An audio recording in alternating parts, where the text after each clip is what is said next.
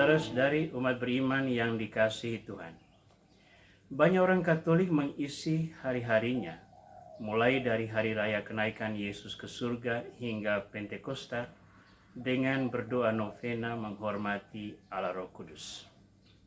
Sesungguhnya doa 9 hari ini merupakan upaya meneladani apa yang dilakukan oleh para rasul bersama murid-murid yang lain, yang berhimpun di ruang atas bersama Maria Bunda Yesus dan sejumlah perempuan lain, berdoa menantikan kedatangan Sang Penghibur, sesuai yang dijanjikan Yesus kepada mereka sebelum kenaikannya.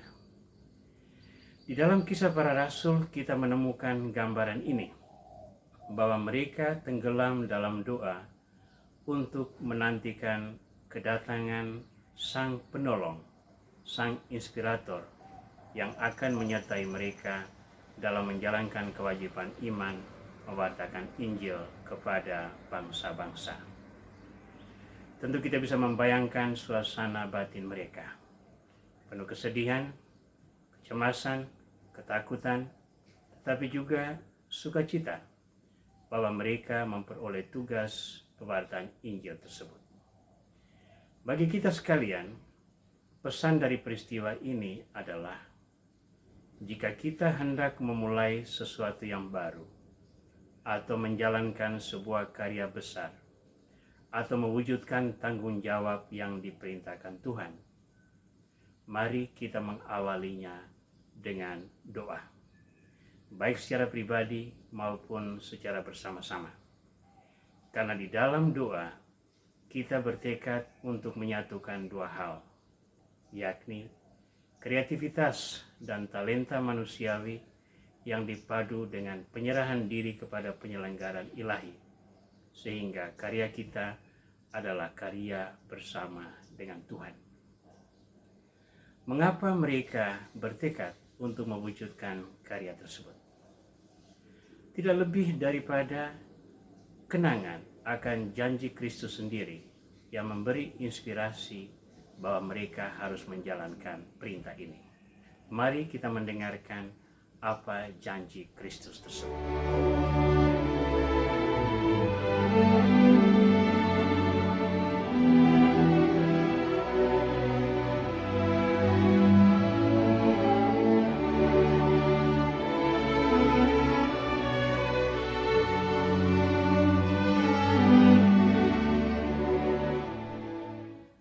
Dalam perjamuan malam terakhir, Yesus menengadah ke langit dan berdoa, "Bapa, telah tiba saatnya, permuliakanlah anakmu, supaya anakmu mempermuliakan engkau. Sama seperti engkau telah memberi kepadanya kuasa atas segala yang hidup, demikian pula ia akan memberikan hidup yang kekal kepada semua yang telah engkau berikan kepadanya. Inilah hidup yang kekal itu, yaitu bahwa mereka yang mengenal engkau satu-satunya Allah yang benar dan mengenal Yesus Kristus yang telah engkau utus. Aku telah mempermuliakan engkau di bumi dengan jalan menyelesaikan pekerjaan yang engkau berikan kepadaku untuk kulakukan. Oleh sebab itu, ya Bapa, permuliakanlah aku pada dirimu sendiri dengan kemuliaan yang kumiliki di hadirat-Mu sebelum dunia ada. Aku telah menyatakan namamu kepada semua orang yang engkau berikan kepadaku dari dunia. Mereka itu milik-Mu, dan engkau telah memberikan mereka kepadaku, dan mereka telah menuruti firman-Mu. Sekarang mereka tahu bahwa semua yang engkau berikan kepadaku itu berasal daripada-Mu. Sebab segala firman yang engkau sampaikan kepadaku telah kusampaikan kepada mereka, dan mereka telah menerimanya. Mereka tahu benar-benar bahwa aku datang daripadamu, dan mereka percaya bahwa engkaulah yang telah mengutus aku. Aku berdoa untuk mereka.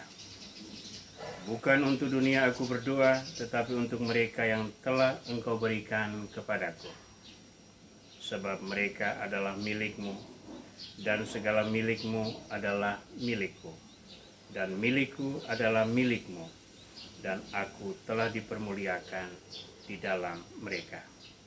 Dan aku tidak ada lagi di dalam dunia ini, tetapi mereka masih ada di dalam dunia ini, dan aku datang kepadamu.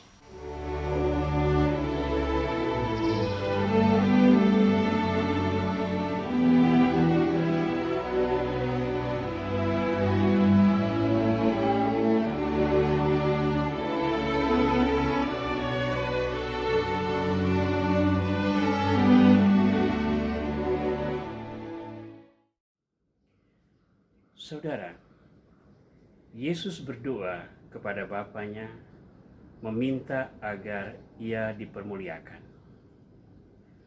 Apakah Yesus begitu sombong dan merasa berhak untuk meminta kemuliaan yang disiapkan Bapa bagi orang seturut kehendaknya?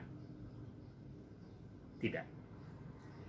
Karena kemuliaan yang diminta Yesus bukanlah kemuliaan duniawi, sebagaimana yang dipahami oleh banyak orang.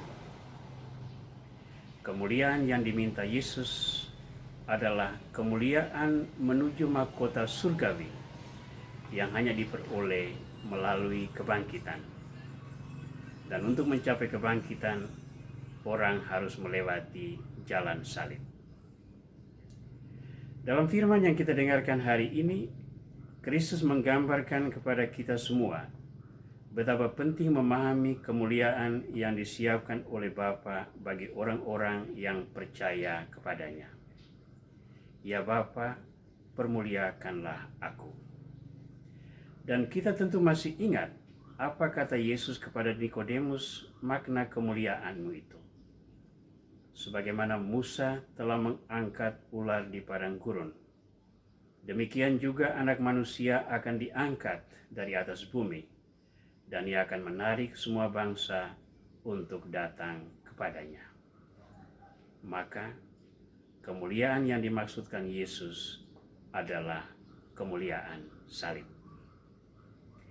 Saya percaya melalui peristiwa Pentakosta, para rasul semakin terbuka mata hatinya untuk memahami bahwa mereka pun akan mencapai kemuliaan melalui cara serupa.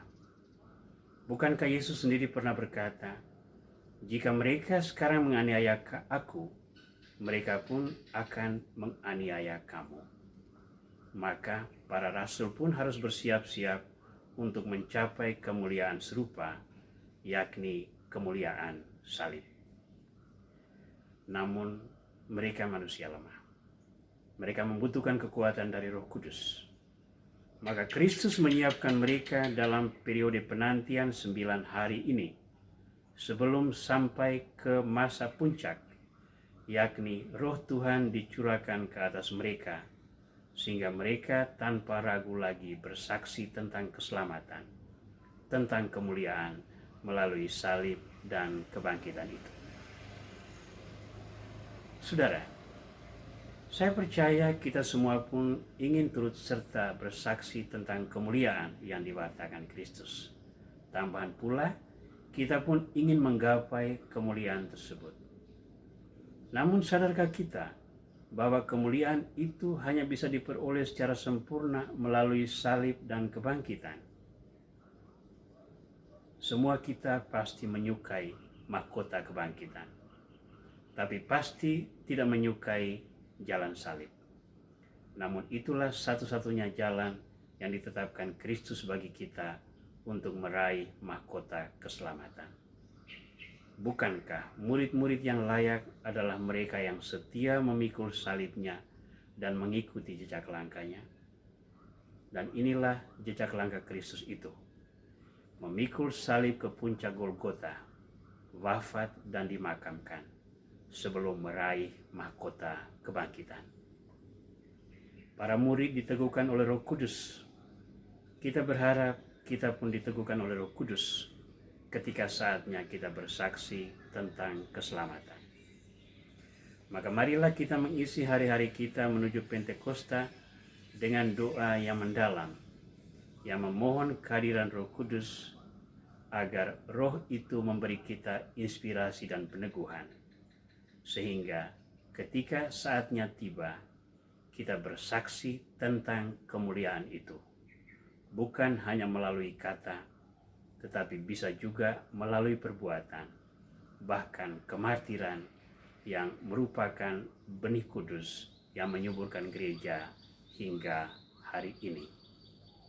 Semoga berkat doa-doamu, doa kita semua, karunia Roh tercurah ke atas kita, dan pada akhirnya kita dengan bangga bersaksi tentang kemuliaan Tuhan di jalan salib Kristus.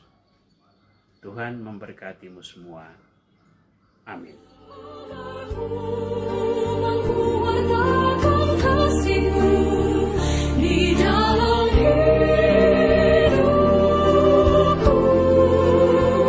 Bersihkan hatiku dengan sucinya cintamu.